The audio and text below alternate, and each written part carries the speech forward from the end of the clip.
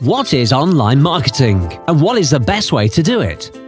Despite the fact that online marketing's been around for like 15 years now, it's still pretty hard to find proper answers to those questions, isn't it? Some people will tell you that online marketing is just about having a nice website, and these days, such websites also need to be responsive. In other words, optimized for mobile devices. Other people will claim that what you need is SEO, search engine optimization, a set of techniques that can help your website get better results in major search engines. Go PPC, you will also hear, advising you to invest in pay-per-click campaigns to support the search results. And who hasn't heard about social media yet? There is an opinion that the only marketing you need is your online presence and content creation on the major social networks. So who's actually right? Well, in fact, none of these statements are entirely correct, since what you really need is a strategy, an essential document that defines how to interconnect all of the marketing channels to work together in a perfect synergy, because that's the only way on how to reach your goals, improve your business effectively,